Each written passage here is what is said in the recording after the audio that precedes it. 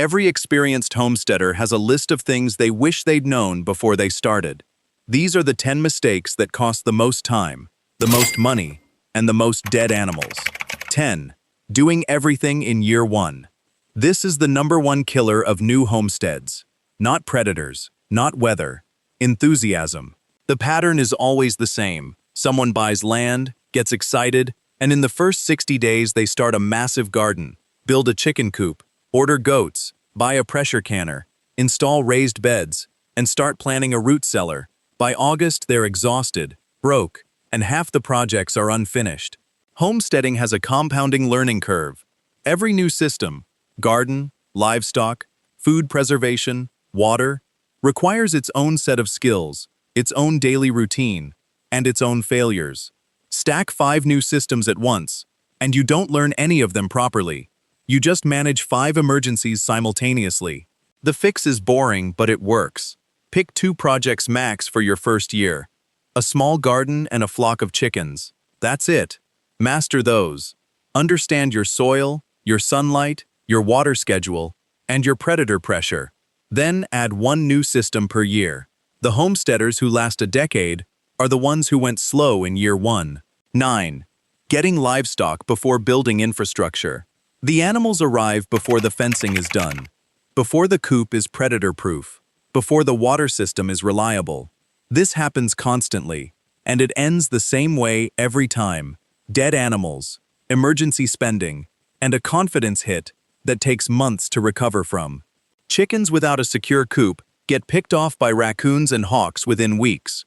Goats without proper fencing escape on day 1, and goats will test every fence, gate, and latch you own.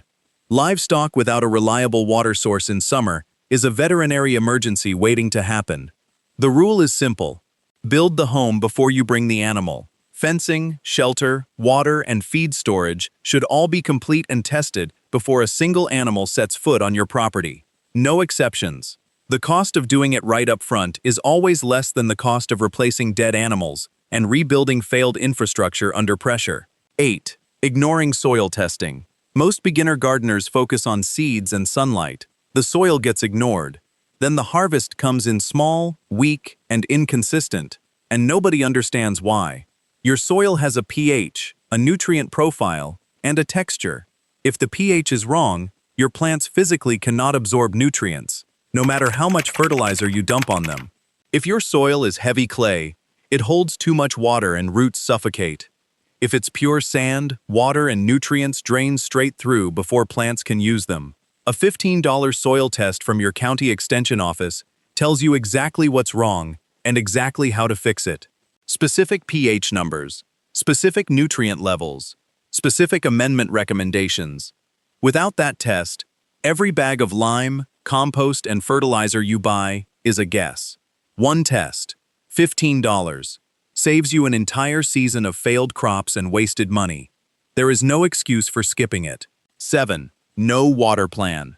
Water is the single most critical system on any homestead, and it's the one most beginners figure out last. A small flock of chickens needs 1 to 2 gallons per day. A dairy goat needs 3 to 5 gallons. A garden in summer heat can demand 50 gallons or more per day depending on size.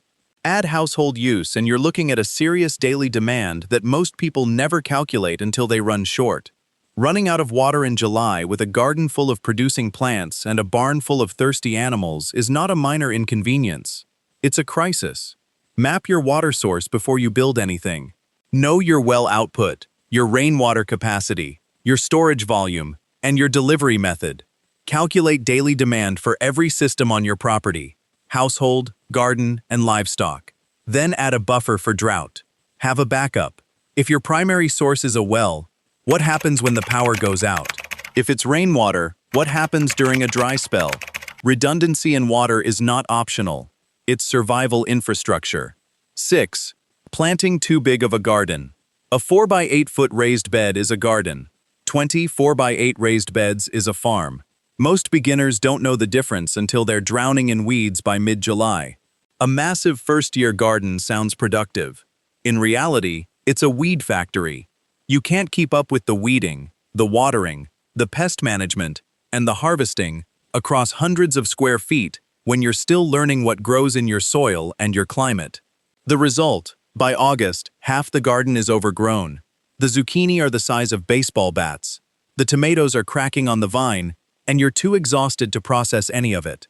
You produced more food than you can eat, preserve, or give away, and most of it rots.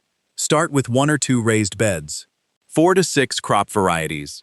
Learn your soil, your pests, your frost dates, and your water schedule on a small scale first. A small garden that produces well is infinitely more useful than a large garden that overwhelms you. Scale up in year 2 when you actually know what you're doing. 5. Cheap fencing. Fencing is the one area on a homestead where cutting corners always costs more in the long run than doing it right the first time. Cheap chicken wire looks fine until a raccoon tears through it in under a minute. Lightweight garden fencing looks adequate until a deer walks through it. Budget goat fencing looks solid until the goats lean on it, climb it, and flatten it within a week. The cost of proper fencing is real. Hardware cloth for predator-proof coops, welded wire or woven field fencing for livestock, and T-posts or wooden posts set deep enough to hold. But the cost of replacing dead chickens, chasing escaped goats, and rebuilding failed fencing twice is always higher. Fencing is not where you save money, it's where you spend it once and never think about it again. Every experienced homesteader will tell you the same thing. Buy the best fencing you can afford the first time. You will never regret it. 4. Not keeping records. Most beginners rely on memory. What did I plant last year? When did the chickens start laying? How much feed did I go through last month? What worked? What failed? And why?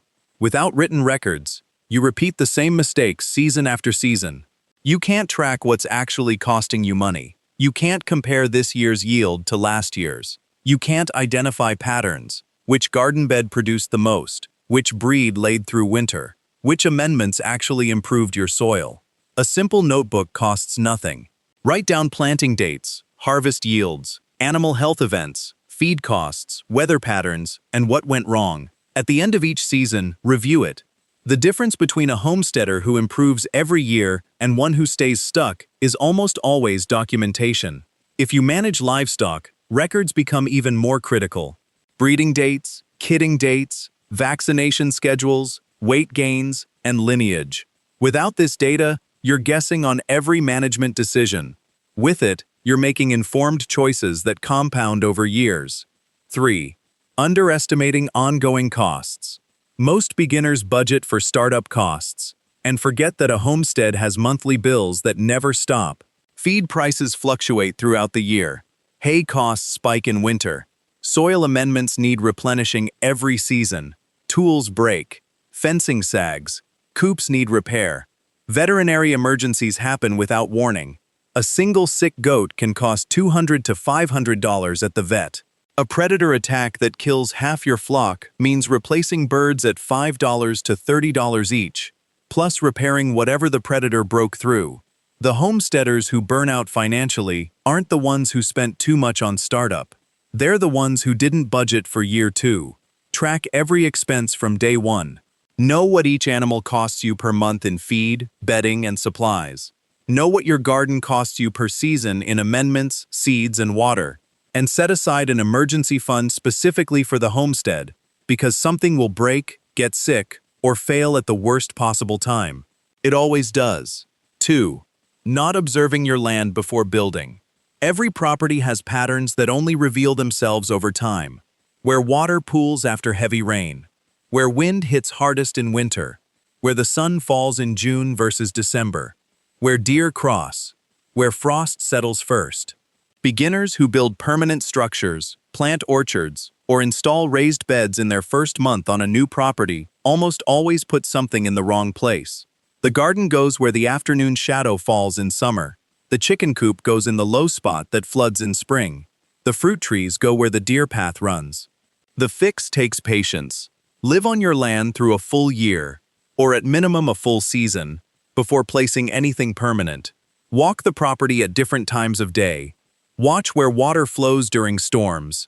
Note where the coldest air settles on winter mornings. Track the sun path across the sky, from solstice to solstice.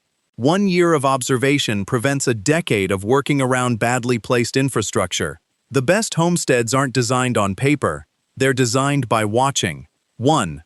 Trying to be 100% self-sufficient. Immediately.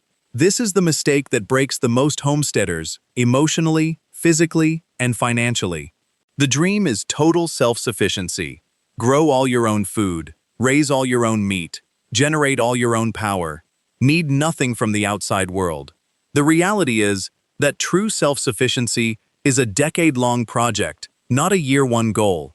Attempting it immediately means you're simultaneously learning gardening, livestock management, food preservation, water systems, power systems, carpentry, fencing, butchering, canning, fermentation, and soil science, all while maintaining the income that pays for the homestead itself. The workload is unsustainable, the learning curve is vertical, and the inevitable failures feel devastating because you've staked your entire identity on a standard you can't possibly meet yet. Self-sufficiency is built in layers.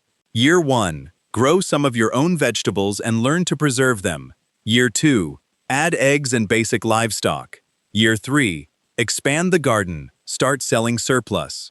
Year 5. Your systems are running smoothly enough that you can start reducing outside dependence. Year 10. You might be close. The homesteaders who make it are the ones who accepted that this is a long game. The ones who burned out are the ones who tried to win it in year 1. That's the 10 most common homesteading mistakes. Every single one of them is avoidable, if you know they're coming.